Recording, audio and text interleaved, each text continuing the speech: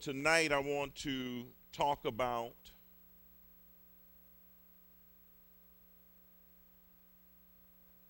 the pretenders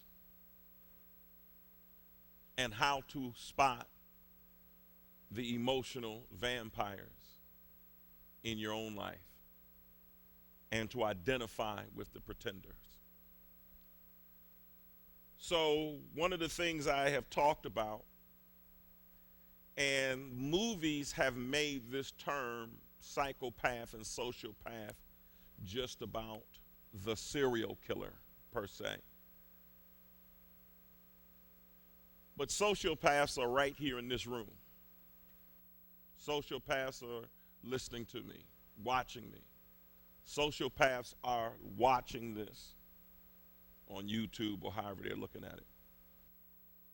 There was a point in my life that God was trying to bring me to a truth. And I didn't want that truth because I was afraid of what it was going to do to my relationships.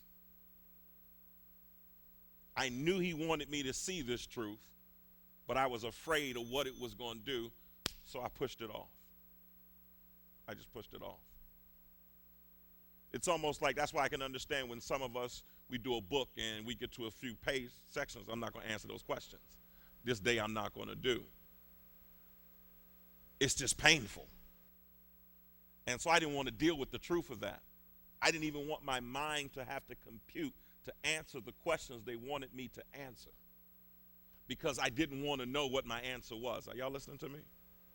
This book, that one workbook I was doing, it asked me some questions, and I said, I can't answer that. So now, but when I finally accepted it, that the sociopath was the person who has been offended, and they are the ones who have constructed walls to keep them from being hurt, and they are more unyielding than they're not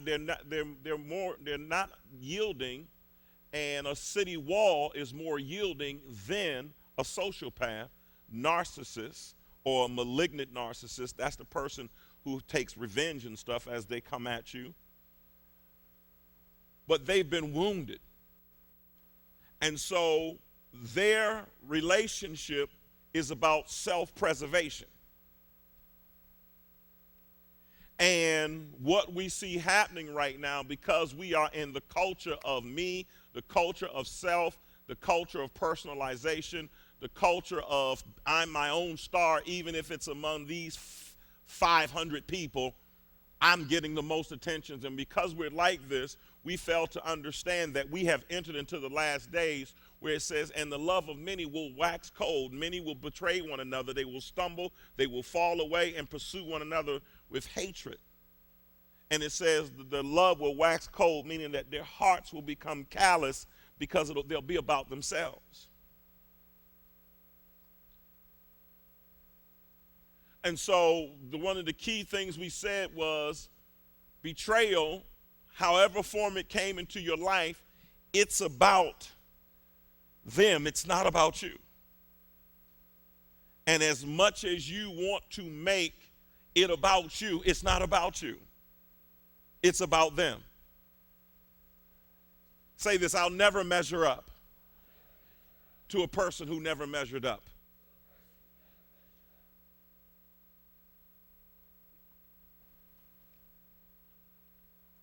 Say, I'll never measure up to a person who has vowed to protect themselves at all cost.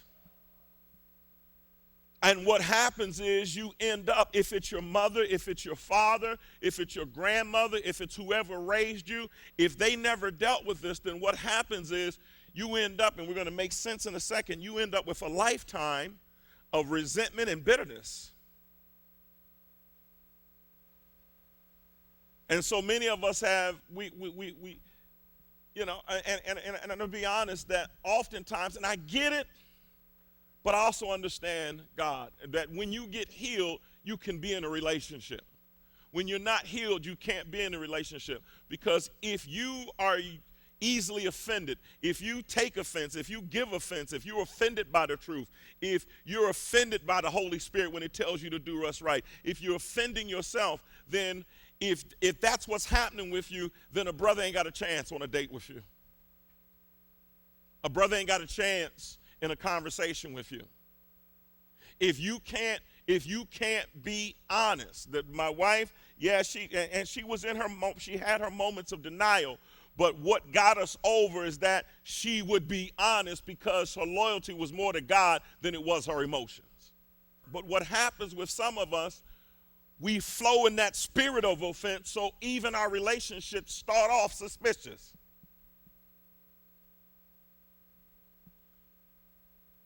Which causes us to constantly be in a place of deception. And so in Matthew 24:11, he says, and false prophets will rise up and deceive and lead many into error.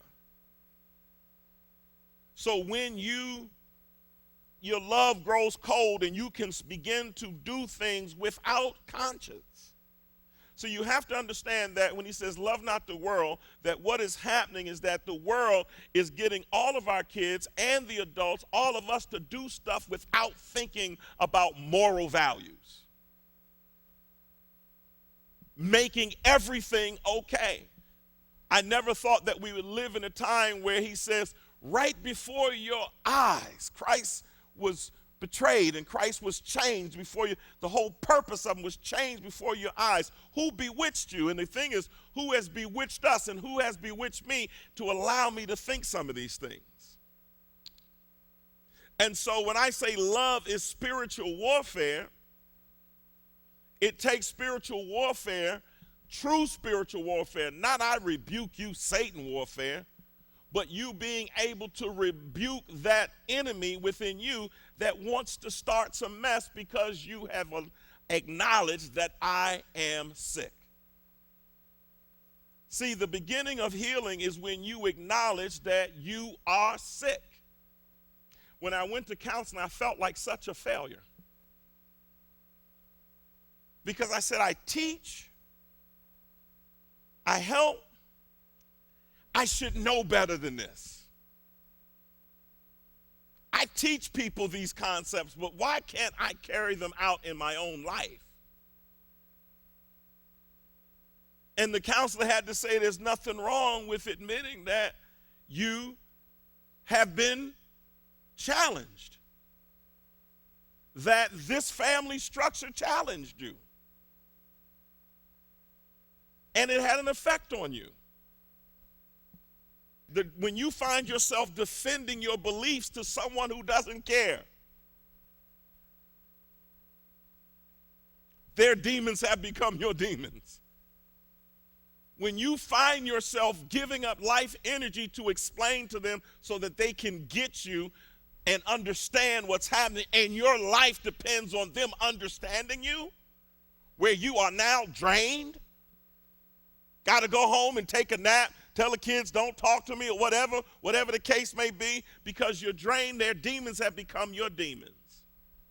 The day you realize they don't care because they can't care, and it don't make them bad, they just don't care. Say, I must stop this madness.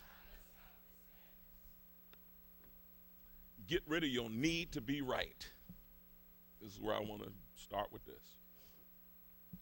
Get rid of your need to be right and to make other people wrong. Get rid of your need to be right and make other people wrong. I want you to understand this. You have a need to be right, and you better understand that that thing rightfully got there on purpose.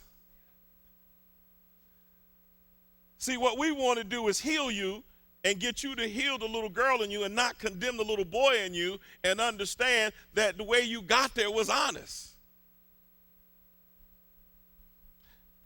So your need to be right is triggered by opinions.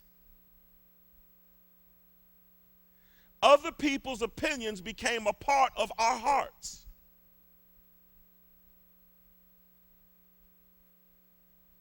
Other people's opinions became a part of our hearts. We were not created with this person's opinion. but they became a part of who we are, our actual makeup.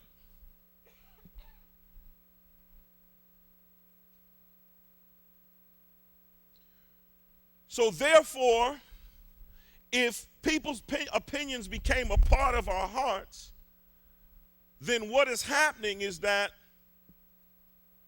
the person or people or the organization or whoever it is, this family structure where this person betrays you, this person offends you, or you have been in a situation where, you've been in relationships and you're trying to figure out why are they in my head?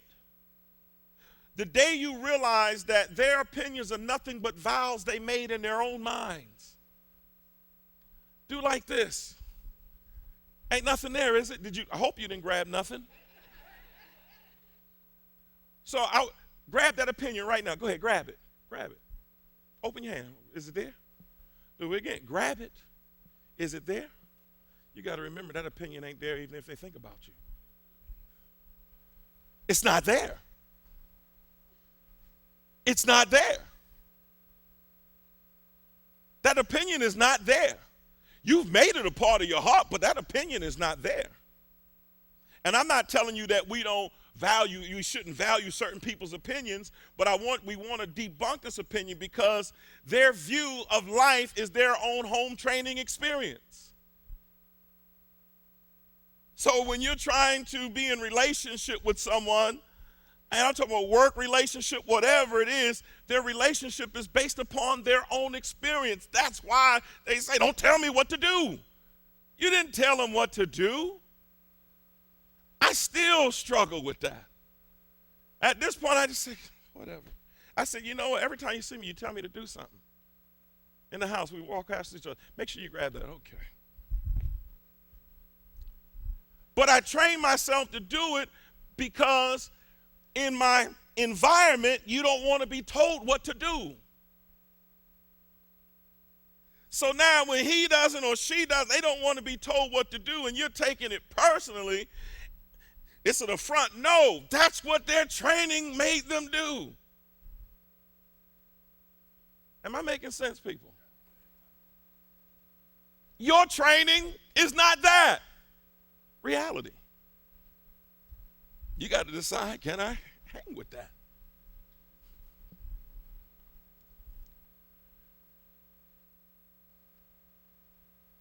I must choose to see myself the way God sees me, not through their opinion eyes. I must choose to see myself the way God sees me, not through their eyes. And that was so hard.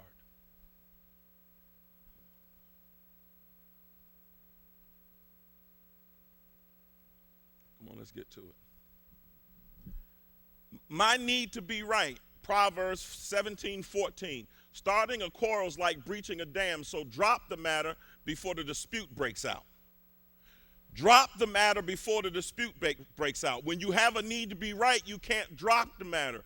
Now, why can't you drop the matter? Because the need becomes your driver. What does it drive you to do? To make minor irritants into big deals.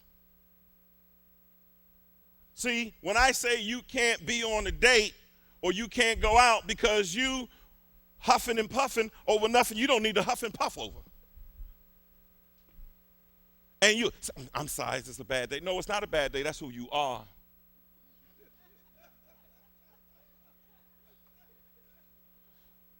It's just that makeup don't cover that.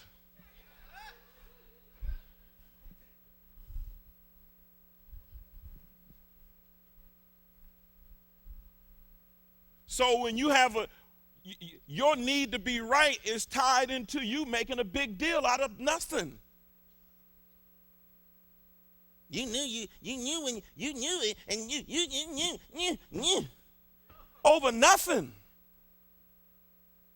All I did was but it's just the way you said it, though. And I mean, all I said, see, like now you saying all I said. It's just the way you say it. There's a way to say things. You know what I'm saying?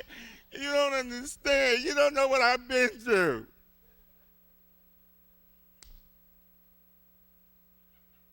This is what a man does.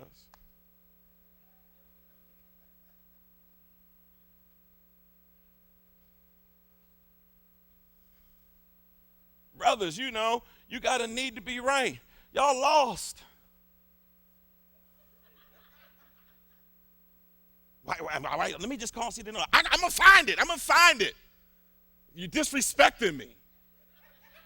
I'm not, Charles, I'm not disrespecting. I'm just saying that we is lost when we don't know where we at. I know where we at. We passed this 5 times. I know where we at. Why are you yelling, Daddy? I'm not yelling. Be quiet. Why are you hollering at the kids? I'm not hollering at the, I'm not, listen, kids, your mother and I are having a,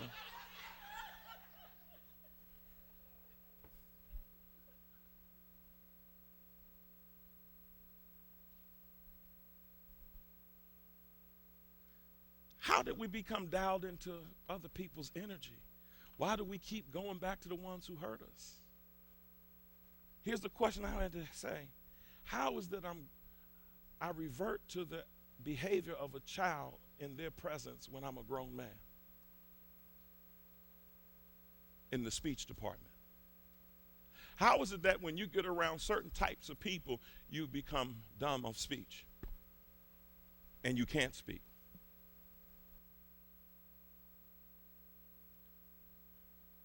This is a family mobile. So this is based off of the roles people play in the family. You have the head of the family. If it's the head or whoever it is, they're chemically dependent. You have the lost child. You have the mascot, the chief enabler, the scapegoat, and the family hero. Say balance. This orange bar represents the balance of the family, the true equilibrium of the family. What happens is that orange bar is security and well-being. That's the well-being of the family. So when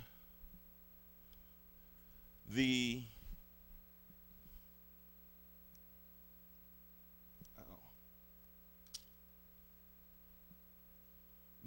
chemically addicted person, now let's say addiction, it can be drugs, it can be alcohol, it could be, now we're answering the question why we keep going back, right? Well, whoever they are, if they're addicted to selfishness, if they're addicted, whatever the addiction is, I'm just using chemically addicted for now. Whatever it is, it'll just whatever this bottle represents. When they get on they start on their addiction, first of all, you see the family structure gets changed. Right here, the family has balance. And it's only outside forces that'll disturb that family, but before long, this thing will balance out. But then when this family member or whatever structure you're in starts doing their thing, the whole family steps up. You notice that whole family's got to step up because this member right here is bringing the family somewhat down. So now they become so focused on the object of the addiction that what happens is if it's the drug, if it's a person, whatever it is, they focus on that, but they fail to understand that in the midst of them focusing on this, they're changing and they're disregarding the changes that he or she is bringing to the family. Are y'all listening to me? Because everybody's had to step up. Now this person is going through. So then what happens is the enabler, the person who enables things to happen, the chief enabler, once this person starts doing things, they start doing things that mess up with the money, reputation, and the relationships in the family. So the chief enabler becomes the one who preserves this family balance. Because this person is off balance.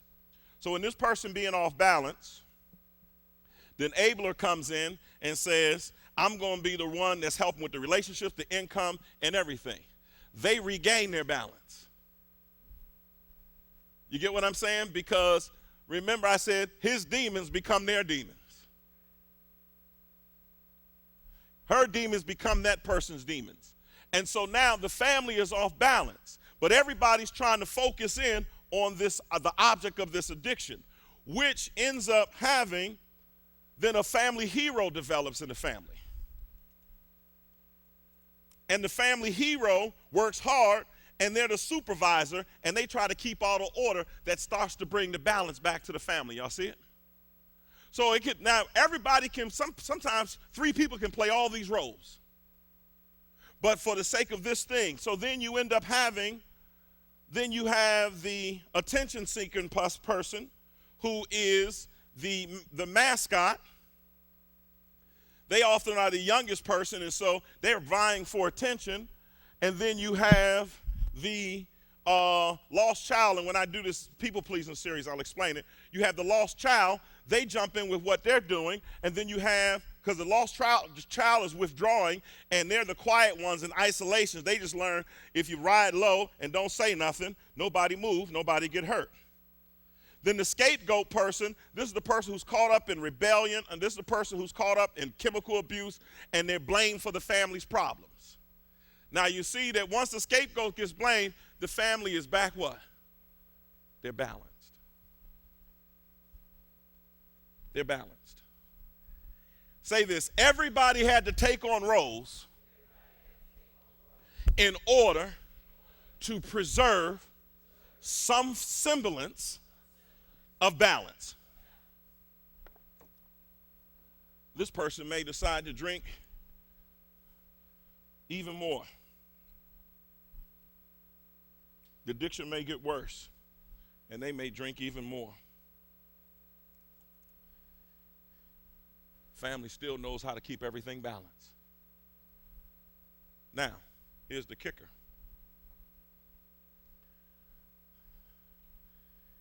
If the scapegoat decide, I don't want to be a part of this no more, I want out, it does something to the family balance.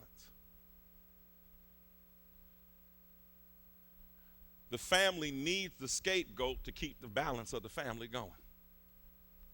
Are y'all listening to me? They got to have the scapegoat to keep the family going. So now, if this person gets saved, get right, stop getting drunk, they go on about their business. But now I want you to see, the family still knows how to preserve the what? Balance. And then, if we decide I can't take this no more, and we begin to talk about the situation, everybody in this family is an enabler. There's just a chief enabler, but everybody's following course. If the scapegoat decide that, wait a minute, I'm tired of messing up too, and I'm just going to get my life right, and he get his life right, everybody's off balance again. So now, scapegoat goes back, because here's what I want y'all to see. I'm going to go back here now.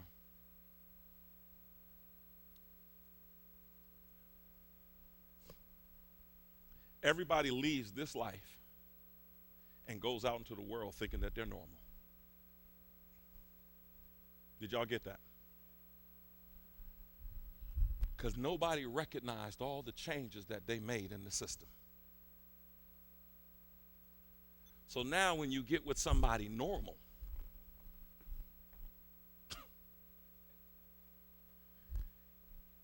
you got to find somebody that's going to abuse you. Because only drama makes you feel balanced. Am I making sense, anybody? Atlanta, are you seeing this? Only drama. So now you now connect yourself with anybody that can keep that chaos going on your life.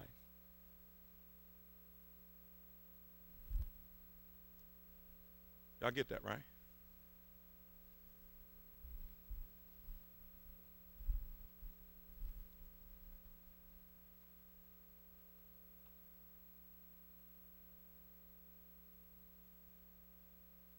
The person who escapes this destructive system must come to the conclusion that their brains have been hardwired. See, what you're going through is a hardwired situation. Thus, remember 2 parts ago, I said, it's not him that I miss. It's the chemical cocktail that was created in my mind of the breakup to make up, the ups, the downs, the good and the bads, and all of that created such an addictive chemical mix. That's what I miss. I don't miss getting abused. I don't miss getting talked to. I don't miss getting talked to any. And listen, this could be you going back to your father's house, back to your mother's house. I just don't miss. What I miss is when they make up, and it's an up and down situation. And so that's what I miss. Are y'all following me?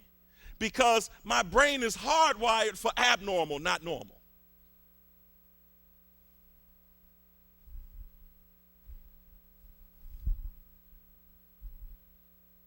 So I don't miss them. I miss the cocktail that was created in my mind. So how did I stop getting hurt so often? I had to understand that words don't hurt me. It's the unhealed wounds that the words touch that trigger my feelings. And so words don't really hurt me. What hurts me is that when I hear from a hurt perspective. Because I haven't dealt with this. Are y'all with me? Atlanta, you with me? I hear from a hurt perspective, and as long as I hear from a hurt perspective, then what is happening? Then there's no chance for the person that's talking to hear me. Or for me to hear them.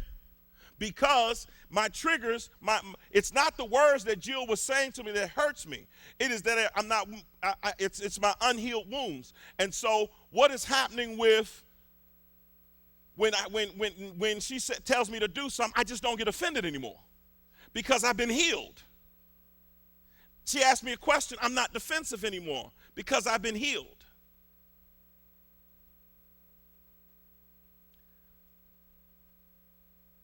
In this family, I learned to sing a song.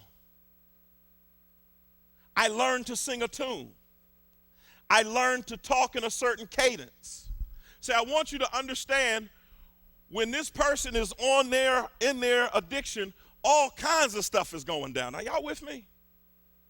And so the family is learning how to preserve the balance. And so by the time you get on your own, your whole life is about preserving balance at all costs. This is why you don't want to confront, because all you have is what happened in your family. I'm trying to show you how you stay with the betrayer, because you have a need for them to abuse you. If you didn't want it, you wouldn't do it. And that's the hardest thing. The hardest thing for me to accept is I want to be in their presence.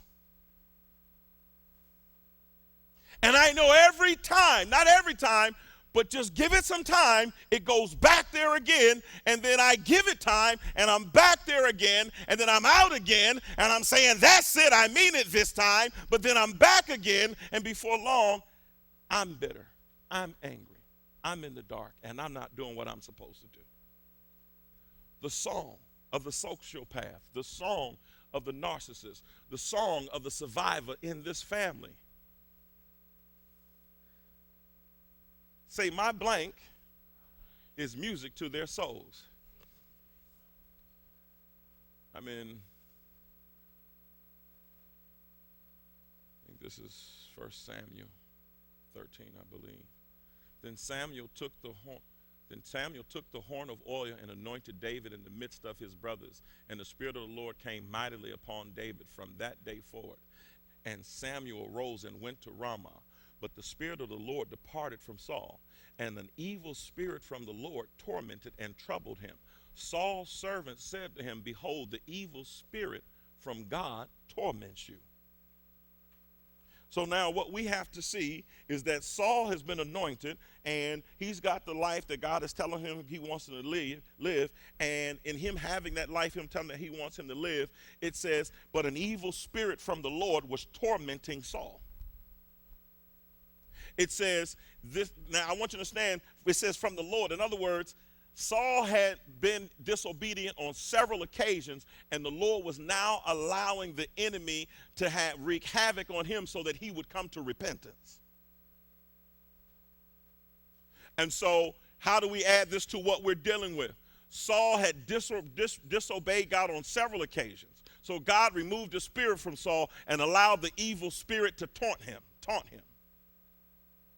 And so what I want you to see is that when you have an affinity towards drama, an affinity towards being offended, affinity to always being drawn towards that, what I want you to see here is that what I just read here when it says, and the spirit tormented him, I want you to understand when you go ahead and connect with the betrayer, you are connecting with this torment of his spirit, the torment of her spirit. These are good people. These are not evil people. These are loving people. But they haven't dealt with their wounds. And so because they haven't dealt with their wounds, when you tangle with them, you're tangling with the demons that they tangling with. Are y'all following me?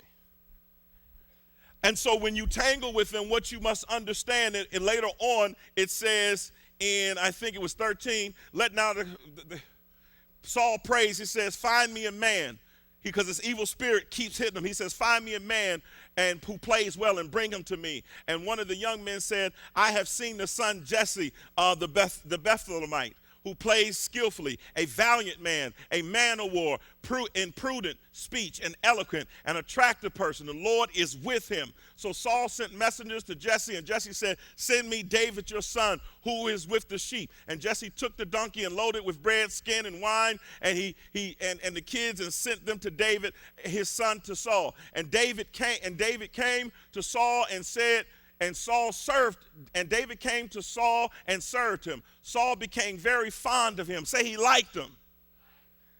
And listen, and then it says, and David became his armor bearer. Say close relationship.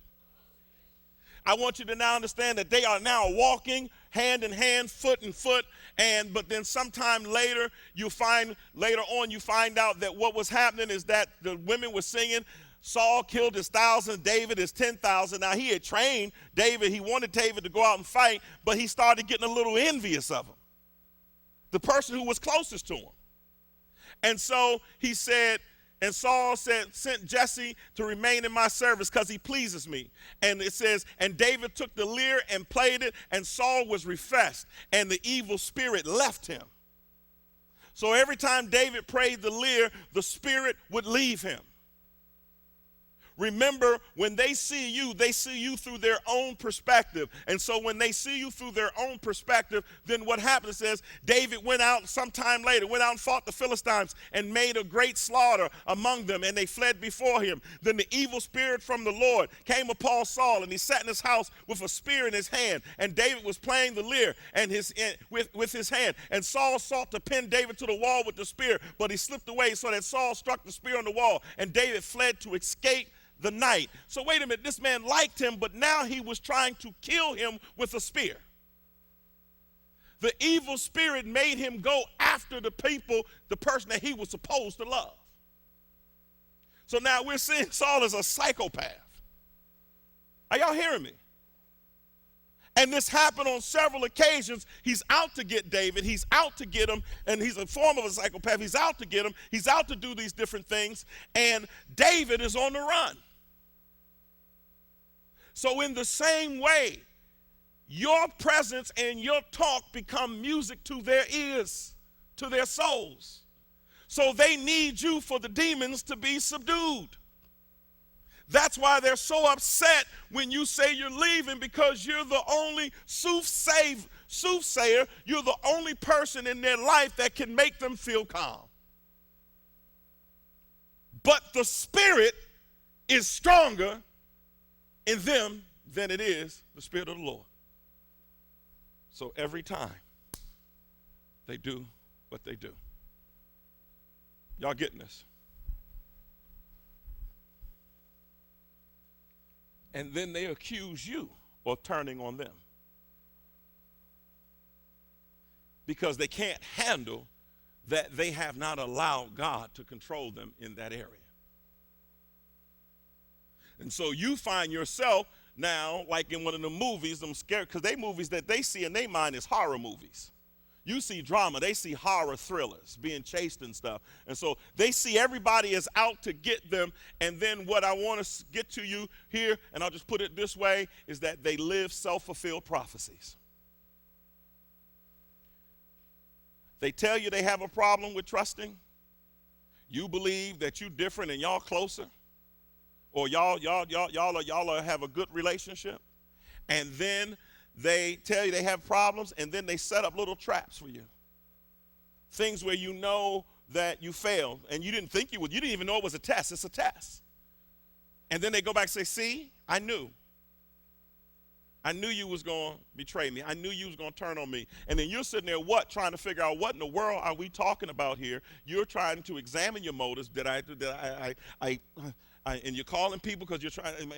Now here's what they said, because you really want to be in relationship with them. He said this, or he said this. I said this. Now tell me if I'm wrong. Let me know, please, please. Tell me. And you ask, and they say, no, you were right. You're not just agreeing. No, I'm not agreeing with you. So you get about 4 or 5 people. Everybody believe that they crazy.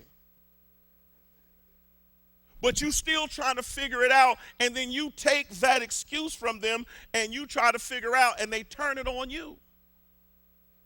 Because a sociopath's retelling of history is revisionist history. When they tell the history, they tell the story the way it makes them look good.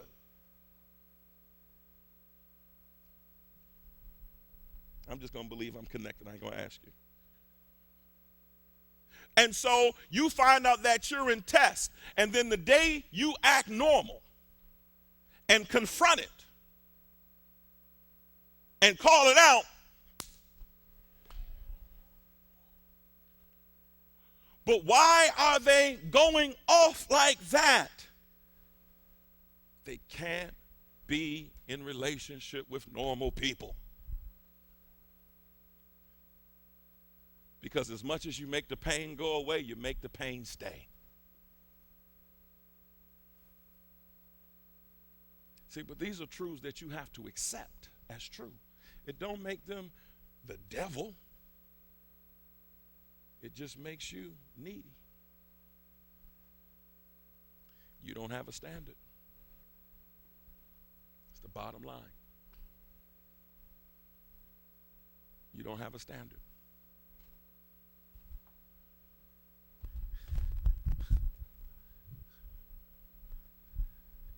Rightfully so.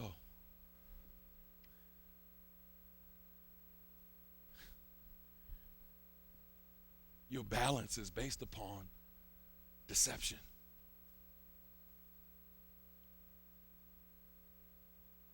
This is why I challenge you. Get to know you before you get to know anybody. Go to counsel and do what you got to do, because you don't want to bring this into a relationship.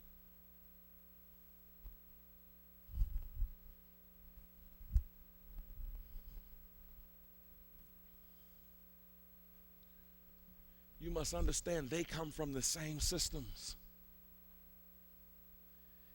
And what makes them get out on you is fear. They're afraid. So they must hurt before they get hurt. I had to break my addiction from the sign that said, "Kick me, please," on my back.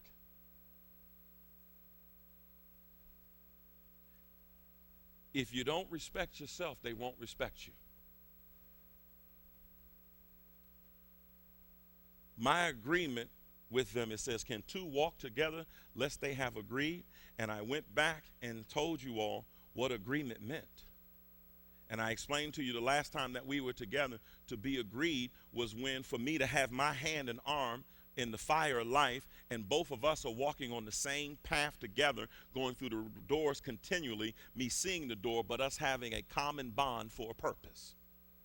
And so when you are in agreement, when you allow that talk to happen, when you allow this mess to happen, when you allow the drama to dominate. See, let's get here. When we talk about the enabler, when you are allowing this person to cut up in the family, everybody's freaking mind is ripped into pieces. Nobody knows the right from the left. The one person is being withdrawn. The family heroes trying to keep everybody together. The mascot, they out there seeking attention. The lost child, you got maybe a child that's getting quiet and withdrawn, whatever it is, because everybody is dancing around this person. And you are the chief enabler, and you're leading the whole family to accept that.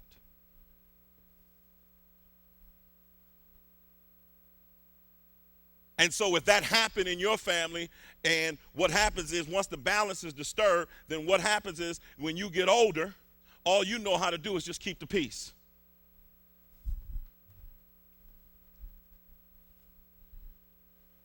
So you break your addiction is that you realize that people lie. But you also have to realize that when people introduce you to who they are, and you don't believe their actions, you lied to yourself. If they introduced you to who they are, and you chose not to believe the actions that they show. They said one thing and do another. They say one thing, do another. They say they feel this way, they show it that way. And you go ahead and connect with them, you're lying to yourself, and you're the great pretender. Are y'all listening to me? This ain't gonna make you jump up and shout. You get what I'm saying? This is not gonna make you run around and flip out. But what this will do is get you to take responsibility to understand why you have a need for God. You have a need. There's some of the abuse that we have put ourselves up under, the mental abuse, the verbal abuse, the criticisms, and we keep saying, well, they family must show love. And if family doesn't show love, then they're not family. Who is my family but he or she that does the will of the Lord? And so you have to get to a point, and my problem is, and so you got to understand this, I'm not putting it on you. Why do you accept the behavior? How do you lie to yourself? Because you had to accept this in one form or another. This person, you had to accept what was being done. You kids knew what was going on. You talked about it behind closed doors. So once you begin to accept that, that's the only time the healing begins.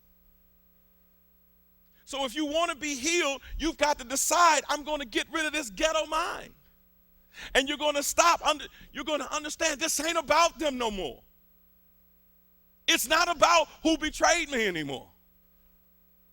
It's about me deciding that I'm going to have enough respect for myself, enough love for God, and belief in God that by faith, He will deliver me from my own wickedness.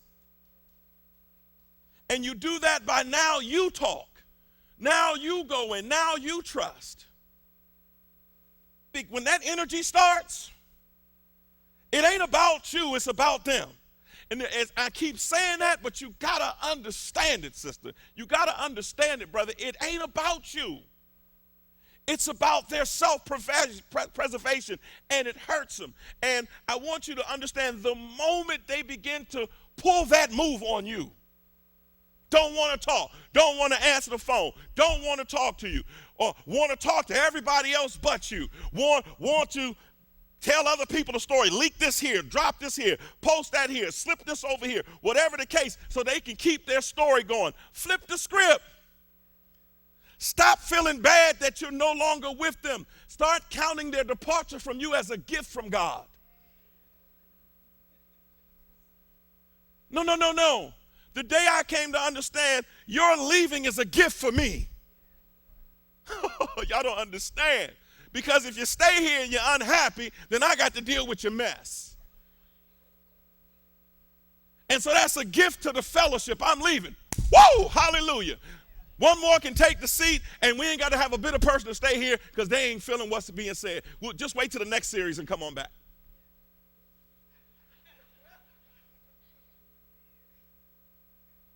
Are y'all listening to me? count it as a gift. The fact that they ain't calling you and you concerned that they ain't calling you is highlighting your sickness.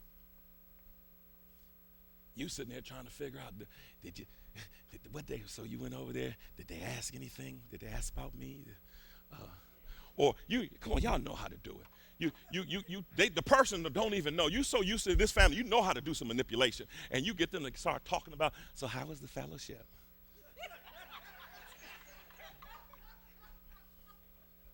You don't a bit more care about no daggone fellowship. Yeah. So the caring so. Now you already know Karen is related to so and so and so. You getting all the way around because you need to sow if this person was there. That's you. That ain't them. Use the dumb one. I'm done, y'all.